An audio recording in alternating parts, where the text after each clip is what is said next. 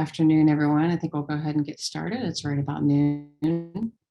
My name is Carrie Riddle, and I'm the Assistant Director with the Criminal Investigations and Network Analysis, or CINA Center, a DHS Center of Excellence here at George Mason University.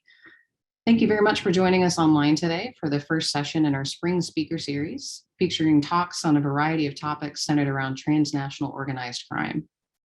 Just a quick reminder to please keep your microphones muted throughout the session today. And following today's talk, we'll have a question and answer session moderated by CINA's director, Dr. Jim Jones. So please feel free to type your questions in the Zoom chat at any point throughout the event this afternoon. I have two quick additional housekeeping notes before we get started. As we continue our spring series, please mark your calendar for February 17th for a talk featuring Dr. Jay Kennedy from the Center for Anti-Counterfeiting and Product Protection at Michigan State University. Also, an announcement that may be of interest to our academic and research community colleagues online today. CINA's new 2022 annual RFP is now open through January 31st, and we'd welcome your submissions for proposals that address a broad array of homeland security challenges centered around the four main research themes of the center. More details about our annual RFP, our center, and upcoming events and activities can all be found on the CINA website, cina.gmu.edu. And this afternoon, it's a pleasure to welcome and introduce our speaker, Ms. Lindsey Roberson. Lindsey is the Executive Director of Legal Engagement at the Human Trafficking Institute, or HTI, where she focuses on increasing the specialized knowledge of prosecutors and other practitioners to handle human trafficking cases. Lindsey also leads HTI's thought leadership team, which develops innovative data-driven strategies for combating human trafficking. Lindsey's a graduate of the UNC Chapel Hill School of Law, and she's a highly experienced federal and state prosecutor with over a decade of anti-trafficking litigation experience. Some of her many notable achievements include drafting North Carolina's Safe Harbor Act for victims of sex trafficking and prosecuting some of the first sex trafficking cases to conviction in that state. The title of Lindsey's talk today is Human Trafficking Enforcement Efforts, 20 Years Later. Lindsey, we're very pleased to have you here. And if you're ready, I'll hand the floor over to you. All right. Hopefully you all can see my screen. Again, thank you so much for having me. I apologize for that mishap. Hopefully we won't have any other ones, but I will make my COVID disclaimers that they are tearing down the house next to me. And I do have a small dog in the house. So it's anyone's game at this point. I am going to share with you today about our work at the Institute. Some of you may already be a little bit familiar with what we do at the Human Trafficking Institute. I had a sneak peek at the registrants, so this might not be new for all of you. But for those of you that this is new for, the Human Trafficking Institute was founded in 2015 by former federal prosecutors from the United States Department of Justice's Human Trafficking Prosecution Unit. So the same unit where I used to work. And our leadership is comprised of former prosecutors like myself, former federal law enforcement, victim assistance coordination experts who hailed from DHS, HSI, FBI, the Department of State, all of the main agencies in the federal government. And we sort of came together with this idea that we wanted to see if the specialization of investigative and prosecution units that has been so successful in the United States federal government in combating trafficking more effectively could translate into other countries who also had an interest in increasing their enforcement efforts in anti-trafficking, counter-trafficking work. So that's a model that we've been operating under for the last going on 6 years. And as I'll share with you today, we have partner countries where we work very closely, both in Africa and Uganda and in the CARICOM region in Belize. So I'm really excited to share some of our work there with you. That is our primary work, partnering with those governments to improve their enforcement efforts. But then also within the United States, as Carrie mentioned, I lead our thought leadership initiatives and group, our team here in the US. And our largest program here in the United States is our Federal Human Trafficking Report, which some of you might be familiar with. And I'm going to share a little bit of the highlights from our 2020 report, which was published last summer, with you today, that talks specifically about our US federal enforcement efforts and kind of guides us in terms of looking at what our best practices are, both in the United States, and again, thinking critically about how we can expand that into our partner countries where we're working abroad. So that's a little bit of the Institute in a nutshell. We also have other program initiatives that could be of interest to some of you that are in the audience today. We have our Douglas Fellowship, which is for third-year law students, where we historically have had students from George Mason and other schools apply and come to work with us for a full academic year, where they work on our federal human trafficking report and other scholarship. We also engage in amicus brief writing, where we support the federal government and their arguments in sort of novel, complex issues of appellate law that with regard to human trafficking. And we work legislatively to try to encourage improved, enhanced legislation for the victim-centered prosecution of human traffickers in the United States. So we have a full house in our thought leadership team in the United States. And then, as I'll speak to you about, we also have teams in Belize and Uganda. At the Institute, one of the things that I really think sets us apart from other human trafficking organizations is our desire and our success in truly being data-driven in our work. And I know that's of specific interest to CINA, and have had the chance to speak with many of you there.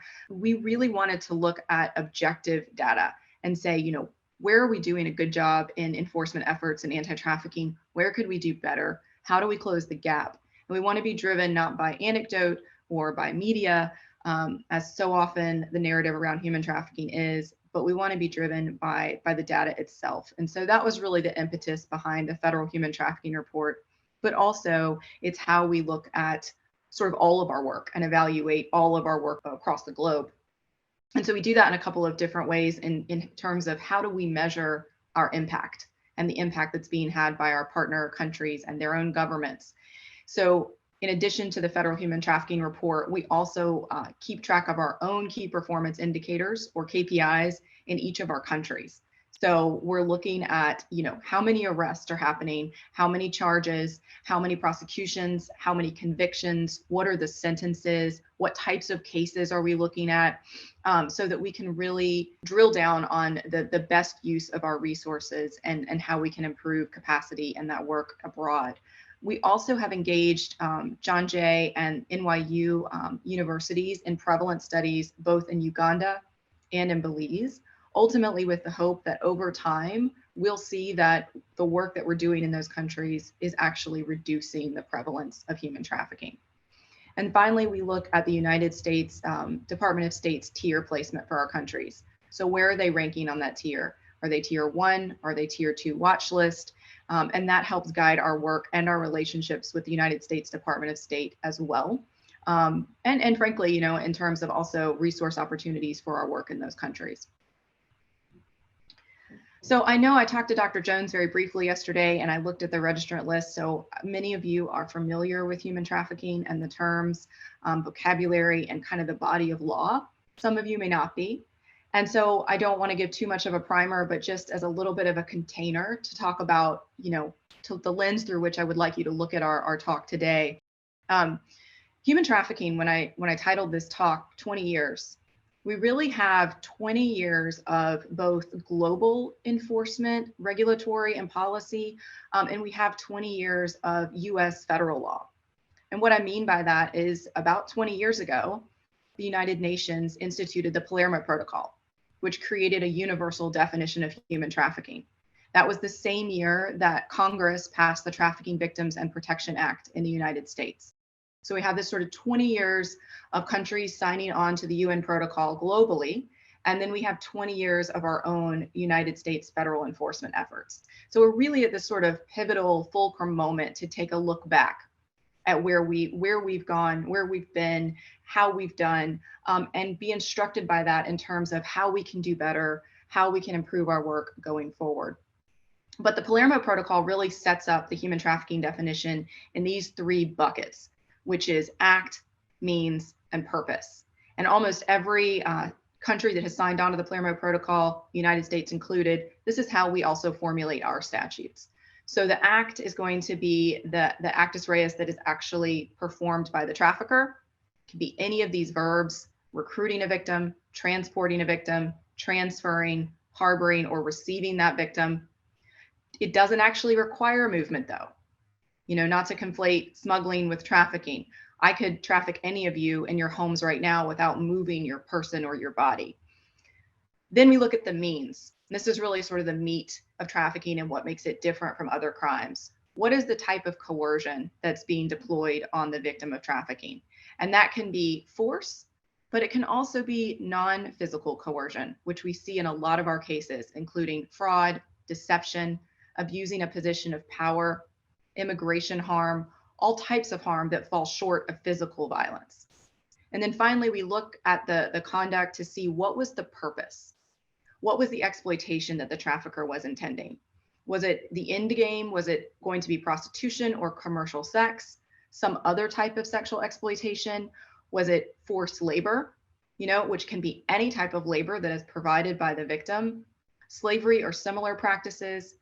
The UN protocol also includes removal of organs and other types of exploitation, which in Uganda, that exploitation often can look like witchcraft that is deployed on victims, lots of times very vulnerable victims, children that are engaged in sort of ritual sacrifices that also meets the Uganda's definition of trafficking. So we have seen a lot of those cases, unfortunately, in that country where we're working as well.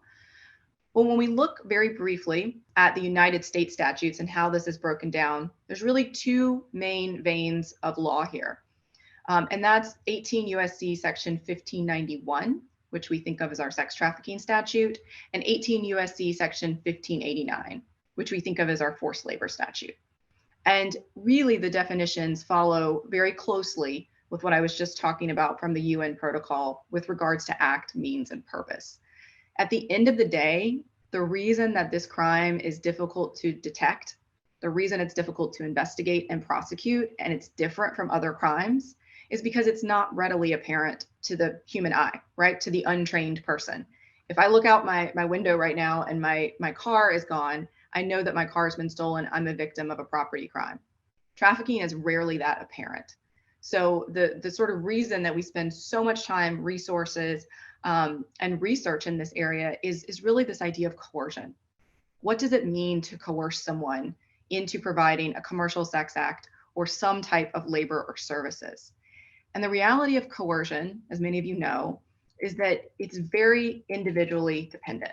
What is sufficient to coerce me may not be sufficient to coerce you, and vice versa. But the statutes are very clear that we want to look at the circumstance, background, and experiences of the individual being coerced to determine whether we have a violation of a statute. So it makes the crime quite complicated for investigators and prosecutors to dig into. We need to know a lot about our victims. We actually need to know a lot about the frame of mind of the offenders as well. And that's why we encourage the specialized investigative units, specialized prosecutors, and in a victim-centered way. We want to support the victims as we go through this process. So thinking about that framework, I just wanted to give a little bit sort of framework of the trafficking law so I could give you a little brief sort of snapshot of where we are in our federal enforcement efforts in the United States. And so giving that snapshot from our 2020 Federal Human Trafficking Report, as I mentioned, which is available online. I'll plug the link into the chat. And we're right now working on finalizing our data for the 2021 report. So that'll be coming out soon too.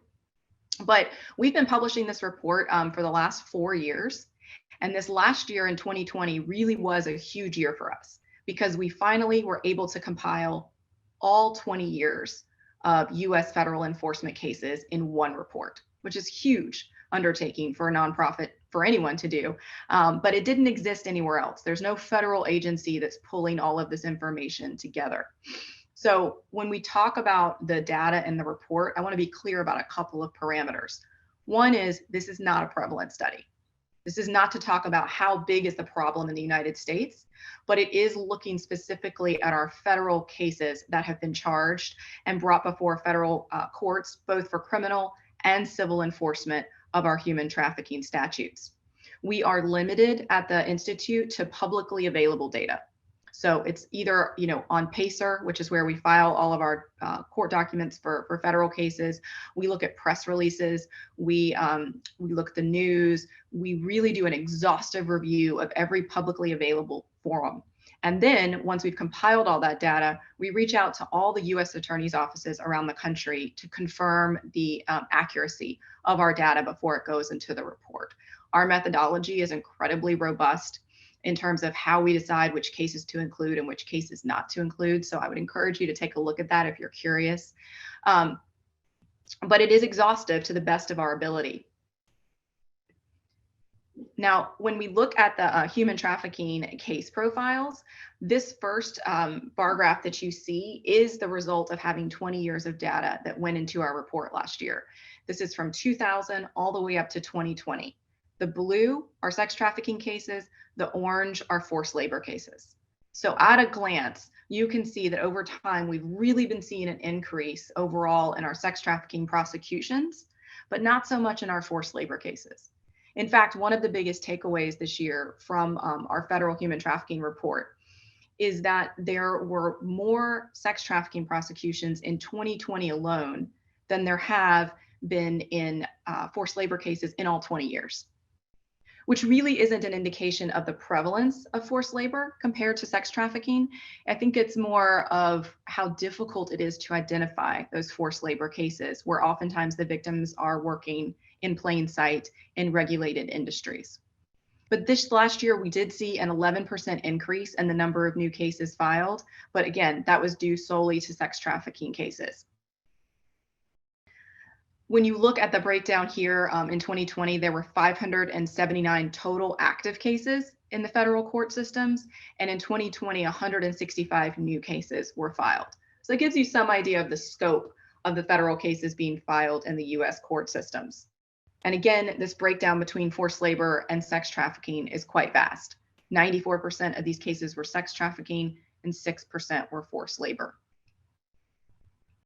Every year, we do try to pull in new data points for the Federal Human Trafficking Report to keep it crisp and fresh and innovative and interesting to the reader. And in the last few years, we thought it would be really interesting to try to pull in the pre-existing vulnerabilities for victims in trafficking cases, to try to help understand what makes a person specifically or especially vulnerable to trafficking. So within those sex trafficking cases, you can see from the graph here that we're looking at substance abuse dependency as one of the #1 vulnerabilities for victims of sex trafficking, which is really interesting because I was having a conversation with an assistant US attorney yesterday talking about trafficking prosecutions, how much they've changed. In 2017, I wrote an article about drug-induced coercion. And then there were only less than a handful of cases around the country that had used a drug-based theory of coercion to prosecute traffickers. But that really has grown and changed as prosecutors, investigators, and courts have come to understand the inherently coercive nature of using someone's substance abuse dependency to coerce them. So one of the things that our data is able to show us is how these cases are changing in their theories of prosecution, theories of coercion over time, which is really interesting when we're thinking about best practices and victim-centered prosecution. Another interesting data point from last year's report was that 41% of victims in sex trafficking cases were recruited online, and that included adult victims and children victims. And one of the biggest questions we got from the media last year was, well, what's going to happen with COVID? You know, everyone's life has moved largely online. What's going to happen? How is that going to increase? And, you know, we'll see, right, as the data bears itself out. But even before COVID, we were seeing that the online space is where the predominant number of victims of sex trafficking were recruited. And you can see some of the platforms here in this graph. Looking at the top coercive means that are used on victims of trafficking and sex trafficking cases, you can see the top methods here in this graph: withholding pay. That financial harm, which is a statutorily recognized type of harm, was true for 75% of victims. Physical abuse was almost at 60%. Exploiting that substance abuse dependency, 48%. Threats of physical abuse, rape, and sexual violence coming close after that. So it's interesting for us to look at the types of coercion that traffickers are employing in these cases to better understand the experiences of the victims and support them in victim-centered prosecution. Now, turning to look very quickly at forced labor. As I said, we've got very few forced labor prosecutions in the federal court system in the United States. But when we break those cases down by industries, that's what you see in this pie graph here. The top industries for forced labor. Domestic work is at the top of that list. Restaurants and food service are a close second. Agricultural, beauty services, construction. So this is really interesting to us to see where prosecutors are identifying these cases, or investigators are identifying these cases, and prosecutors are bringing charges. We're really interested in this area of law, and helping to increase the ability of investigators to identify victims of forced labor. When we look at those same pre-existing vulnerabilities for victims of forced labor compared with sex trafficking, you'll see here that undocumented immigration status is present in 51% of those victims. We see many more victims of forced labor who are foreign born than we do in sex trafficking cases. And as a result, traffickers often use the type of coercion where we think about the threats of deportation, immigration harm, which again is recognized by our statute. But here you see the top coercive means in our forced labor cases across the United States. Comparing physical to non-physical, 70% of those forced labor cases included that non-physical type of harm, which can be the threats of immigration harm, financial harm, reputational harm, psychological harm. All of those are recognized by our federal statutes. And then this is a graph here showing over time the average sentence that judges hand down to defendants who are convicted in human trafficking cases. So you see there's been a general increase over the last 20 years in these sentences judges are handing out. For forced labor, there's a 20-year maximum imprisonment period. And for sex trafficking, there are some mandatory minimums that are in play for judges to consider as they hand out these sentences. And then the last sort of graphic I'll show you here on our report regards restitution. So under our federal statutes, restitution is mandatory.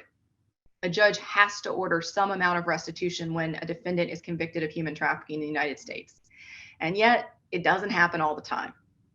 You'll see the orange bars here. This is really where forced labor stands out. Judges are more likely to order restitution in forced labor cases than they are in sex trafficking cases. And this is an area where the Institute has been adding our resources to amicus briefs to really encourage courts to uphold restitution orders in both sex and labor trafficking cases to remunerate the victims for the losses that they suffered at the hands of their traffickers. All right, so I know that's a mouthful about federal enforcement data in the United States, but I want to spend the rest of our time before I take questions, and I'm very excited for those questions, to talk to you just a little bit about our international work. So as I mentioned, what I've been speaking about previously is our domestic-based work with the report and our strategic litigation efforts and advocacy efforts in the United States. What we do abroad is really try to translate those efforts into building best practices and encouraging those in our partner countries. In Uganda, we've been working in country since 2017 with the Director of Public Prosecutions. Right now, we have a team in Uganda of 4 HTI staff, which is led by Tyler Dunman, who is a very experienced prosecutor from the state of Texas. He was a prosecutor for about 13 years before he agreed to go work in Uganda for the Institute. He has been out there for the last 2 years living with his family and spearheaded a really awesome team in Uganda, both of Ugandan nationals that are part of our team and also other expats who work with the Institute. Over the last couple of years, Tyler's actually embedded within the Director of Public Prosecution Office. That means he sits within that office. He works hand in hand with the prosecutors. He's not trying their cases for them, but he's there as a constant resource and consultation expert. And he provides a great deal of not only technical assistance, but specialized training on the ground. In Uganda, there are 16 different RSAs, or local prosecutions offices. And over the course of COVID, when the borders closed around Uganda, Tyler really made the best of the situation and traveled to all 16 of those RSAs to provide training to over 250 prosecutors over the last however many months we've been in COVID. The results have been phenomenal. Before our engagement at HTI in Uganda, there was a very large emphasis on the international trafficking space. What we wanted Uganda to consider focusing on was their domestic trafficking problem, and every country has one. So with the closing of the borders, they were able to do that. And we've actually seen over 126% increase in the prosecutions just in the last year. So the numbers Again, we want to be data driven. They speak for themselves. There are a number of different initiatives that we have helped to encourage within the government. And one of those is by hiring a victim assistance coordinator who can actually work with investigators and prosecutors to make sure that victims of trafficking, once identified, can be stabilized and sheltered while their cases are being investigated and prosecuted. That's an incredibly important part of seeing these cases through to fruition. We've seen that in the United States, and it's truly true universally. One of the other sort of improvements or enhancements that I think has worked well, whether you're working in Birmingham or Belize or Utah or Uganda, is when you're providing these trainings out to field offices. And this was true when I was a prosecutor in North Carolina. You need someone who's going to be your focal point, that's going to help you understand what's happening so you can continue to provide ongoing assistance to that office. So as Tyler's done these trainings, he's identified, or rather prosecutors have identified themselves as willing focal points to be sort of the spearhead of prosecution efforts in each of those local offices, which has been huge in terms of seeing these cases be identified, prosecuted, and then seeing that data also relayed and recorded, which helps Uganda show their overall increase and enhancement in combating trafficking in their country.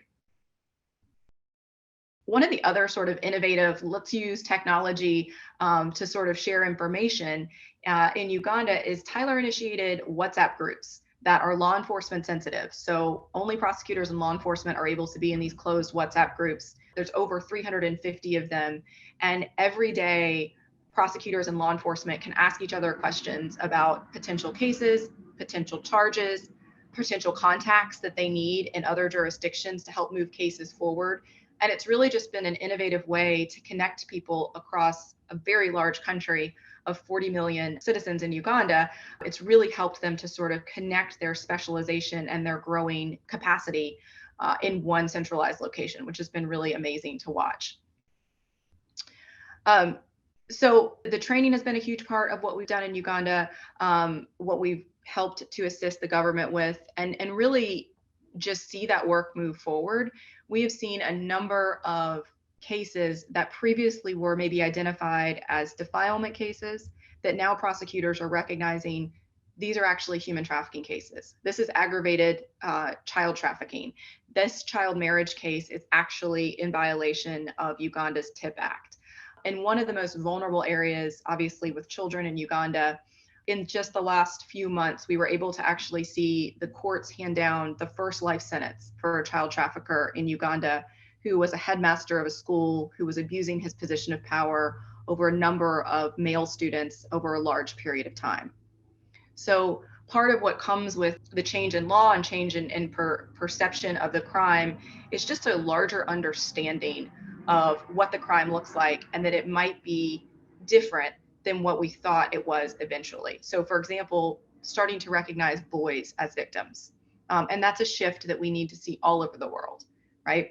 So being able to see that happen in Uganda was really impactful, not only for us, but for the government itself. And that's really encouraging to keep the work moving. Our other partner country is down in the CARICOM region in Belize, where we've been working since 2015. Very distinctly different country. Compared to 40 million people in Uganda, we've got about 400,000 in Belize. So a very different country makeup, much smaller government structure, hierarchy. And instead of having those 16 different districts we have in Uganda, we have one centralized trafficking in persons unit of investigators in Belize that we've been working with for about the last 6 years to train to be specialized investigators of trafficking. Belize has also seen the appointment of its first human trafficking dedicated judge.